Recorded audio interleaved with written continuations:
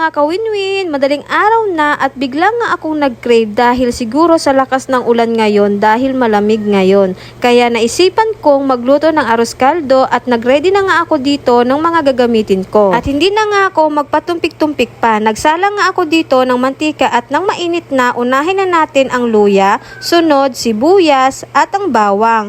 Mekos-mekos lang natin. Pag lumabas na si aroma, pwede na natin ilagay ang manok.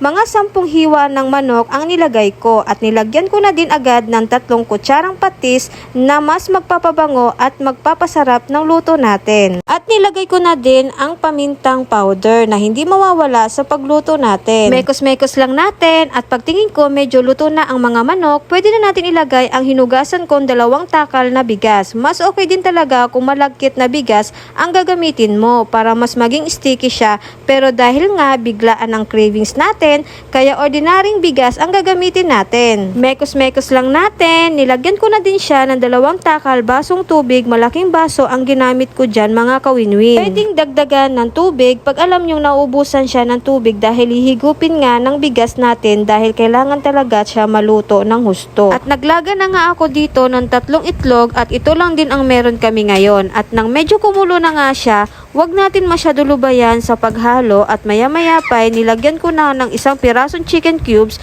Mekos-mekos lang natin at takpan, antayin lang natin siya kumulo. Habang inaantay ko nga, itong sila Tatiana at RR maaga ngang nagising at abala sa paglalaro. At nang chinek ko na, haluin lang saglit at okay na ang ating arroz caldo. Lutong-luto na din ang ating bigas. Makikita nyong latang-lata yung bigas natin. Ganyan ang gusto kong luto kasi nag-i-sticky siya. At ito na ang ating finished cooking, ang arroz caldo version ko. At nilagyan ko na din ng nilagang itlog. Mas okay pa ito kung may onion rings at fried garlic. Almost perfect na mga kawinwin. At syempre, pinatikim ko muna kay Papa Jeric kung okay ba talaga ang lasa. Masarap daw mga kawinwin. Medyo napaso lang si Papa Jeric, hindi kasi muna inipan. At syempre, di mawawala ang akin 2 chikiting. At sabi nga ni RR, yummy daw. Nakakatuwa naman. Hanggang dito na lang mga kawinwin sa sunod na vlog. Bye!